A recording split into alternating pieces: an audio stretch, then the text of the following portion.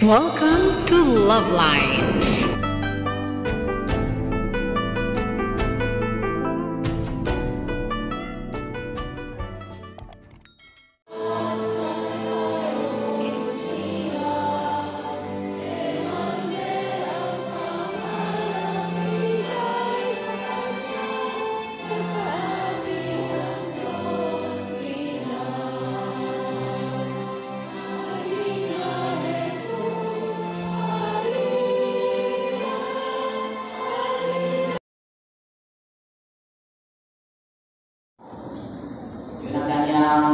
Title. Pero, tingnan ang ginawa niya sa gospel.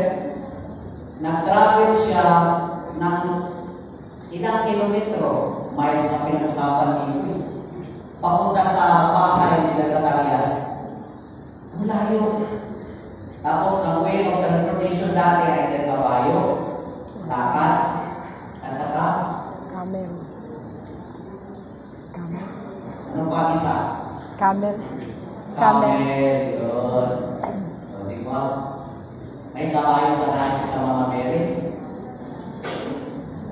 Kayo na nakakalaw niya at meaning na tayo sa kaalamin. Mas maganda yung mag-research tayo. O.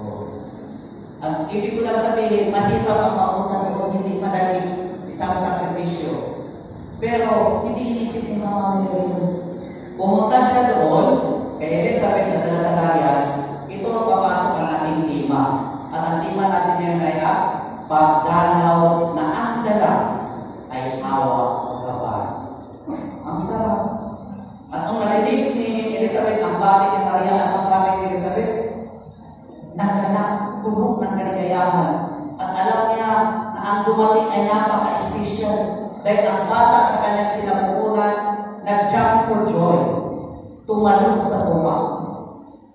At bigla siya nagpagsabi, sino ako para dalawin ang ina ng ating Panginoon?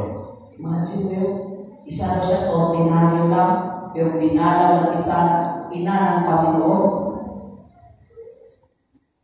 Naalala ko yung kaibigan ko, I invited for this gospel.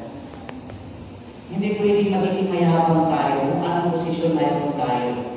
Dapat mayroon pa rin tayong kapapahan loob. Huwag sa natin gamitin ang power o meron ng man meron tayo para manakit. Kung hindi ang power na binigay sa atin, ang authority na meron tayo, ay para sa ipadama ang pag-ibig ng Diyos. Habag ni Kristo. Sino ba tayo? Bakit hindi tayo marunong tumulong at saka magbigay habag o awa sa ating kapwa? Na how many times and how many chances na binigay ni Kristo para sa atin? Sana sa pag-uwi natin, mas pairanin natin ang pag-ibig, mas piliin natin ang unawa, mas piliin natin tumulong, at mas piliin natin na buhayin ang pag-ibig sa ating pamilya. Kapag ang pag-ibig ay siyang bumubuo sa pamilya mo, ay lalo tayong sistertihin at lalo tayong magiging maligaya. Dahil nga kapag tayo nagkakaisa at nagmamahalan, wala si Satanas dyan. Ang nandyan ay si Kristo. Pero kung lagi kayo nag-aaway, na-develop sa inyo ang pride, at wala kang pagkumbaba, lagi na lang kayo hindi magkakasundo. Sino ang nasa sa inyo?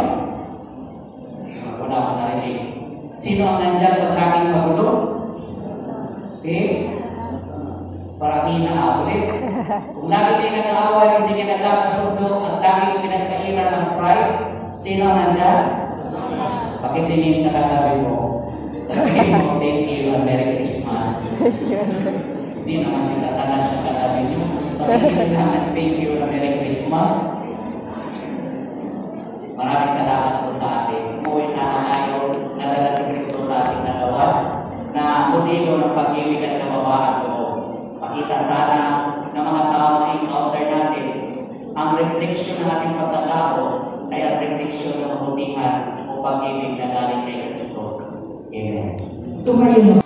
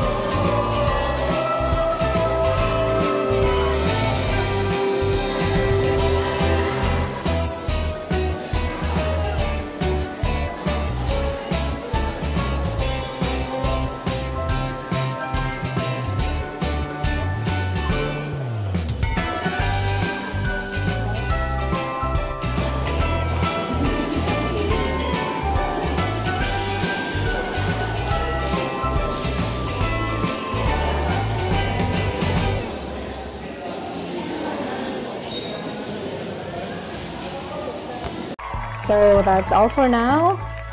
Thank you so much for watching. Once again, this is Love Lines. Have a good day and God bless.